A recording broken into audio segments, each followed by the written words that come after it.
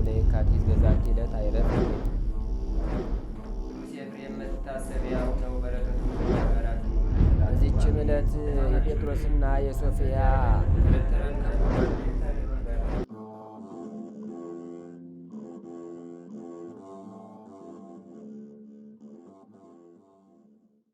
በስመ አብ ወወልድ ወመንፈስ ቅዱስ አሐዱ አምላክ አመስራ ወሰሙኑ ለመጋቢት በዛቲ ዕለት አይረፈ ቆስጠንጢኖስ ንጉሥ ጻድቅ። አንድ አምላክ በሚሆን በአብ በወልድ በመንፈስ ቅዱስ ስም መጋቢት 28 በዚች ቀን ጻድቅ ንጉሥ ቆስጠንጢኖስ አረፈ። የዚህም ቅዱስ የአባቱ ስም ቁንስጣ የእናቱ ስም እሌኒ ነው። ቁንስጣም በራንጤያ ለሚባል ሀገር ንጉሥ ነው። መክስሚያኖስም በሮሜ በአንጾኪያና በግብፅ ላይ ነግሶ ነበር። ይህም ቁንስጣ አረማዊ ነበር፣ ግን በጎ ሥራ ያለው እውነትን የሚወድ በልቡናውም ይቅርታና ርኅራኄን የተመላ ክፋት የሌለበት ነው። ወደ ሮሃ ከተማ በሄደ ጊዜ እሌኒን አይቶ ሚስት ልትሆነው አገባት። እርሷም ክርስቲያናዊት ናት። ንጉሥ ቆስጠንጢኖስንም ጸንሳ ወለደችው። ስሙንም ቆስጠንጢኖስ ብላ ጠራቸው። ይህም ዥንጉርጉር ማለት ነው። ከዚህም በኋላ ንጉሥ ቁንስጣ እሌኒን በዚያው ትቷት ወደ በራንጤያ ከተማ ተመለሰ። እርሷም ልጇን እያሳደገች በዚያው ኖረች። የክርስትናን ትምህርት አስተማረች። ይቅርታንና ርኅራኄን በክርስቲያን ወገኖች ላይ እንዲያደርግ በልቡናው ትዘራለት ነበር። እርሷ ክርስቲያን ስትሆን የክርስትና ጥምቀትን ታጠምቀው ዘንድ አልደፈረችም። መንፈሳዊ እውቀትን ሁሉ በማስተማር አሳደገችው። ዳግመኛም ለመንግሥት ልጆች የሚገባውንም ሁሉ በዚያም በኋላ ወደ አባቱ ሰደደችው። አባቱም ባየው ጊዜ ደስ ተሰኘበት። እውቀትን የተመላ ሆኖ ፈረስ በመጋለብም ብርቱና የጸና ሆኖ አግኝቶታልና በበታቹም መስፍን አድርጎ ሹሞ በመንግስቱ ስራ ላይ ሁሉ ስልጣን ሰጠው። ከሁለቱ ዓመትም በኋላ አባቱ አረፈ። ቄስ ቆስጠንጢኖስም መንግስቱን ሁሉ ተረከበ። የቀና ፍርድንም የሚፈርድ ሆነ። ከእርሱ በፊት የነበሩ ነገስታት የጫኑባቸውን ጽኑ አገዛዝ ከሰዎች ላይ አስወገደ። አሕዛብም ሁሉ አታዘዙለት፣ ወደዱትም። የአገዛዙ ቅንነትና የፍርዱ ትክክለኛነት በሀገሮች ሁሉ እስኪሰማ ተገዙለት። የሮሜ ሰዎች ታላላቆችን መልእክትን ወደ እርሱ ላኩ። ከካዲ መክስሚያኖስ ጽኑ አገዛዝ እንዲያድናቸው እየለመኑ እርሱ አሰቃይቷቸው ነበርና። መልእክታቸውንም ባነበበ ጊዜ ስለደረሰባቸው መከራ እጅግ አዘነ። ያድናቸውም ዘንድ ምን እንደሚያደርግ በአደባባይ ተቀምጦ እያሰበ ሲያዝን እነሆ ከቀኑ በ6 ሰዓት በቀትር ጊዜ ህብሩ እንደ ከዋክብት የሆነ መስቀል ታየው። በላዩም በዮናኒ ቋንቋ ኒኮስጣጣን የሚባል ጽሑፍ አለ። ትርጓሜውም በዚህ ጠላትን ድል ታደርጋለህ ማለት ነው። የመስቀሉን ብርሃን የፀሐይን ብርሃን ሲሸፍነው ባየ ጊዜ አደነቀ። በላዩ ስለተጻፈውም አስቦ ለጭፍሮቹ አለቆችና ለመንግስቱ ታላላቅ ባለስልጣኖች አሳያቸው። እነርሱም ቢሆኑ ይህ መስቀል ስለምን እንደተገለጠ አላወቁም። በዚያችን ሌሊት የእግዚአብሔር መልአክ ለቆስጠንጢኖስ በራእይ ተገልጦ እንዲህ አለው። በቀኑ ከእኩሌታ በቀትር ባየው በዚያ መስቀል አምሳል ለአንተ ምልክት አድርግ፣ በእርሱም ጠላትን ድል ታደርጋለህ አለው። ከእንቅልፉም በነቃ ጊዜ ልቡ ጸና። የወርቅ መስቀልም አሰርቶ በነገሰበት ዘውዱ ላይ አደረገው። መኳንንቱና ወታደሮቹም ጭፍሮቹም ሁሉ መስቀል አሰርተው በጦር መሳሪያቸው ላይ ያደርጉ ዘንድ አዘዛቸው። እነርሱም እንዳዘዛቸው አደረጉ። ይህም የሆነው በበራንጥያ በነገሰ በ7ኛ ዓመቱ ነው። የሮሜን ሰዎች ከስቃያቸው ሊያድናቸው ሰራዊቱን ሰብስቦ ተነስቶ ወጣ። መክስሚያኖስም ሰምቶ በታላቅ ወንዝ ላይ ታላቅ ድልድይ ሰርቶ ወደ ቆስጠንጢኖስ ተሻግሮ ከእርሱ ጋር ተዋጋ። የመስቀሉን ምልክት ቀድሞ በታየ ጊዜ የመክስሚያኖስ ሰራዊት ድል ይሆኑ ነበር። ቆስጠንጢኖስንም ሰራዊት ከመክስሚያኖስ ሰራዊት ብዙ ሰው ገደሉ። የቀሩትም ሸሽተው ሲሄዱ ከመክስሚያኖስ ጋር ሊሻገሩና ወደ ሮሜ ሊገቡ ድልድይ ላይ ወጡ። ድልድዩም ፈርሶ ፈርዖን ከሰራዊቱ ጋር እንደሰጠመ እንዲሁ መክስሚያኖስ ከሰራዊቱ ጋር ሰጠመ። ቆስጠንጢኖስም ወደ ሮሜ ከተማ ሲገባ የሮሜ ሰዎች ከካህናት ጋር መብራቶች ይዘው በዕንቁ የተሸለሙ አክሊሎችን ደፍተው እምቢልታ እየነፉ ተቀበሉት። የተማሩ ሊቃውንትም የከበረ መስቀልን ሲያመሰግኑት የሀገራችን መዳኛ ይሉት ነበር። ስለ ከበረ መስቀልን 7 ቀን በዓል አደረጉ። ቆስጠንጢኖስም ዳግመኛ በሮሜ ነገሰ። ከሃዲዎች የሆኑ መክስሚያኖስ እና ዲዮቅልጥያኖስ ስለ ክብር ባለቤት ስለ ጌታችን ኢየሱስ ክርስቶስ ሃይማኖት ያሰሯቸውን እስረኞች ሁሉንም ፈታቸው። ደግሞም የጣዖት ቤቶች ይዘጉ፣ አብያተ ክርስቲያናት ይከፈቱ ብሎ አስነገረ። ዳግመኛም ክርስቲያኖችን እንዲያከብሯቸው እንጂ እንዳያዋርዷቸው የጣዖቱንም ገንዘብና ምድራቸውን ለካህናት እንዲሰጧቸው አዘዘ። ክርስቲያኖች በአረማውያን ላይ እንዲሾሙ አደረገ። ዳግመኛም አባቶቻችን ሐዋርያት እንዳዘዙ ማንም ሰው በሰሙነ ሕማማት ሥራ እንዳይሰራ አዘዘ። በነገሰ በ11 ዓመት በሮሜ ሊቀ ጳጳሳት በሶል ጴጥሮስ እጀ ክርስትና ጥምቀትን ተጠመቀ። ሰራዊቱም ሁሉ የከበረ መስቀል ከተገለጠለት በኋላ በ4 ዓመት ነው። ከዚህ በኋላ በእርሱ እርዳታና ድል ያገኘበትን የሚያድን ስለሆነ ስለ ጌታችን መስቀል ትመረምር ዘንድ እናቱን እሌኒን ወደ ኢየሩሳሌም ላካት። እርሷም አመፀኞች አይሁድ ቀብረው ከደፈኑት ቦታ አወጣችው። በዘመኑ ሃይማኖታቸው የቀና የ318 ጳጳሳት የአንድነት ስብሰባ በኒቅያ ስለ አርዮስ ተደረገ። ለክርስቲያኖች መመሪያ በበጎ አሰራር ክርስቲያናዊት ስርዓት ተሰራች። ከዚህም በኋላ በበራንጤያ ታላቅ ከተማ ሊሰራ አሰበ። እንዳሰበውም ታላቅ ከተማ ሰርቶ በስሙ ቆስጥንጥንያ ብሎ ጠራት። በውስጧም አምላክን በወለደች በእመቤታችን በቅድስት ድንግል ማርያም ስም በያግያና በሶፊያም ታላቅ ቤተ ክርስቲያን ሰራ። መንፈሳዊ በሆነ መልካም ጌጥ ሁሉ አስጌጣት። በውስጧ ከሐዋርያት የብዙዎች አጽም ከሰማዕታትና ከቅዱሳን ጻድቃን ስጋቸውን ስለሚሰበስብ የክብር ባለቤት ጌታችንን ደስ አሰኝቶ መልካም ተጋድሎን ከፈጸመ በኋላ በኒቆምዲያ ከተማ ጥቂት ታሞ አረፈ። ገንዘቡን በወርቅ ሳጥን አድርገው ተሸክመው ወደ ቁስጥንጥንያ ደረሱት። የጳጳሳት አለቆችና ካህናቱ ከሁሉ ሕዝብ ጋር ወጥተው ተቀበሉት።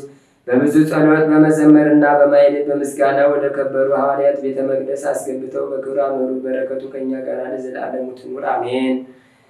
ሰላም ለቆስጠንጢኖስ አብያተ ክርስቲያን ዛነጸ ምኩራባ አማልክት ነሲቶ ወምዕራማት ይሆን እፀ መዋኤ ጸላይቱ ዘቆመ ወዴጋን የሰሩ ዘነፍስተ ጸዳለ ብርሃኑ እስከ ዓለም አወፀ አምሳለ ከዋክብት መስቀል በሰማይ ሮፀ ሰላም ለእሌኒ ዘትነስርዋ እንተ ይትአሰይ ጻድቀ ወእንተ ይትራይ ኃጥእ ወእንተ ይትፈደይ ኃጥእ እግዚእነ ላቲ ከመ በርአዩ አይደአ እምሰረቀ ሰኑይ ለይኩን ስዋዕ ተስካረ ትንሣኤ ለሕዝብ ቆስጠንጢኖስ ሰርአ ሰላም እብል አብርሃም ሰናየ ርስአ ለይስሐቅ ኅሩይ ወለያዕቆብ ብፁዕ እንዘ አሰምዕ ርእስየ በኪዳኖሙ ጽኑዕ ሶበ ሰአልኩከ ብእሲ ኃጥእ ሀበ ንስሐየ ተመየጥ እግዚእ። አንድ አምላክ በሚሆን በአብ በወልድ በመንፈስ ቅዱስ ስም መጋቢት 29 በዚች ቀን እመቤታችን ቅድስት ድንግል ማርያም የከበረ መልአክ ገብርኤል የምስራች የነገረበት ድኅነት የተመላች ታላቅ በዓል ናት። በዚህችም ዕለት ደግሞ በመድኃኒታችን በከበረችና ልዩ በሆነች ትንሣኤው የዓለም ድኅነት ሆነ። በዚህችም ቀን የከበረ ሐዋርያ ጳውሎስ ልዋያሪቆን ከምትባል አገር ደርሶ አስተማረ። ዛቅረብኩ ማኅሌታ ዘኪረ ይላፈም ለተጸምዱ ከዘልፈለላ አነብቶ ከብዘን እንዴት የመጽሐፈን ተረሰይ ከግዚኦ ጸሪቀ መበለት ውቁፈ ብላቡላን ዘተርፈ ነቢያት ቅዱሳን ሐዋርያት ሰባኪያን ሰማዕቱ ጻድቃን ወመላእክት ትጉሃን ደናግል አድኅዩ መነኮሳት ሄራን ባርኩ ጉባኤ ዛቲ መካን እስከ አረጋዊ ሊቅ ወንዑስ ሕፃን ለዘጸሐፎ በክርታስ ወለዛ ጻፎን ዘይደርስ ወለዛ አንበቦ ለተተርጎሞ በልሳን አዲስ ወለዘሰማ ቃሎ በዝነ መንፈስ በጸሎተሙ ማርያም አራቂተ ኩሉም ባይ ስውረ ይመሃረነ ኢየሱስ ክርስቶስ።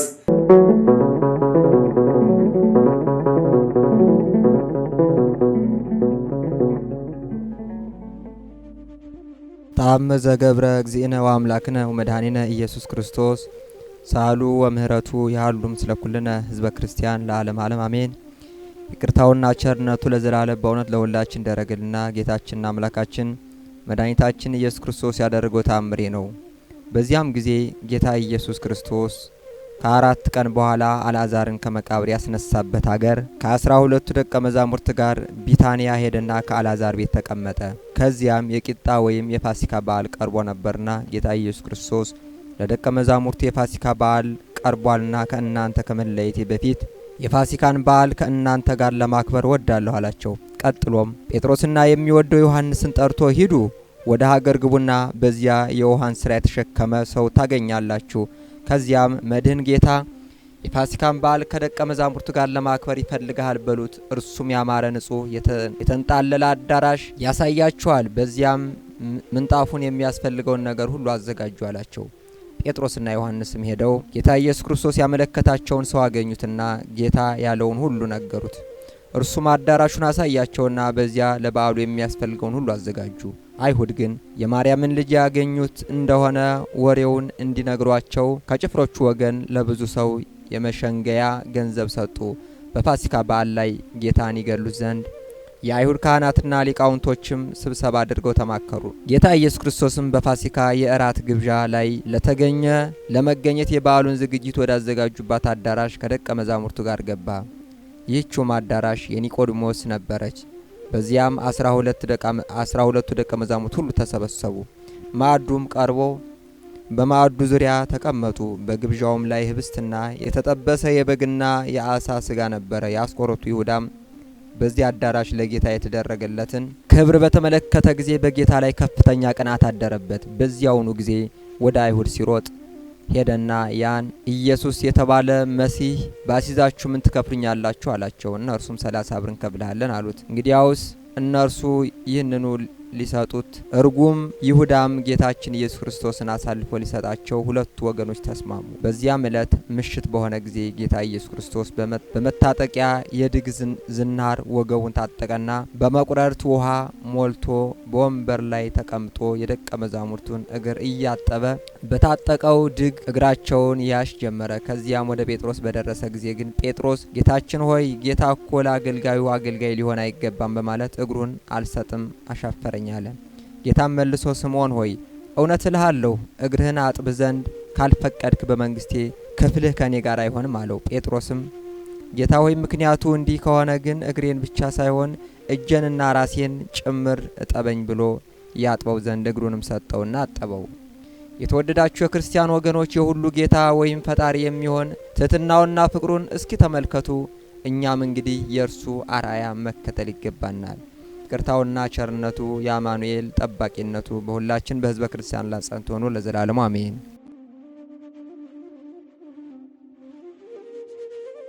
ኢየሱስ ክርስቶስ የሰማነውን በልቡናችን ይጻፍብን፣ ከቅዱሳን ረድኤት በረከት ያሳትፈን። የሰላም አምላክ ሰላማዊ ኢየሱስ ክርስቶስ ሰላም አሳድረህናልና እናመሰግናለን። ሰዓተ ማልቱን ባርከ ቀድሰ ሰላም ቀን እንድታውለን ቅዱስ ፈቃድ ይሁንልን። አጽራረ ቤተ ክርስቲያንን አስታክስልን። ቅዱስ ተዋሕዶ ሃይማኖታችን በቸርነት አስፋልን አብዛልን። የሰላም አምላክ ሀገራችንን በጽኑ ሰላም ጠብቅልን፣ ሕዝቦቿን በአንድነት አበርታልን። ሰላምህን ስጠን አምላካችን። ሰላም ቀን እንድታውለን ቅዱስ ፈቃድ ይሁንልን። አቡነ ዘበሰማያት ይትቀደስ ስምከ ትምጻእ መንግሥትከ ወይኩን ፈቃድከ በከመ በሰማይ ከማሁ በምድር ሲሳየነ ዘለለ ዕለትነ ሀበነ ዮም ወኅድግ ለነ አበሳነ ወጌጋየነ ከመ ንሕነኒ ንኅድግ ለዘአበሰለነ የታብአነ እግዚኦ ውስተ መንሱት አላ አድኅነነ ወባልሐነም ኩሉ ኩይስ መዚአከ ይእቲ መንግሥት ኃይል ወስብሐት ለዓለመ ዓለም። በሰላመ ቅዱስ ገብርኤል መልአከ ወእግዝእቴ ማርያም ሰላም ለኪ ድንግል በኅሊናኪ ወድንግል በሥጋኪም እግዚአብሔር ጸባዖት ሰላም ለኪ ቡሩክት አንቲ እምአንስቶ ቡሩክ ፍሬ ከርስኪ ተፈሥሒ ፍሥሕት ኦ ምልዕተ ጸጋ እግዚአብሔር ምስሌኪ ሰአሊ ወጸልዪ ምህረታ በፍቅር ወልኪ ኢየሱስ ክርስቶስ ከመ ይሥራይ ለነ ኃጣውኢነ ተማኅፀነ ብኪ ኦ ተወካፌ ንስሐ ወሰራይ ኃጢአት ኢየሱስ ክርስቶስ ስራይ ኃጢአቴ ወኃጢአተ ኩሉ ሕዝብ ከማይሠራ ኃጢአት እግዚአብሔር ይፍታ።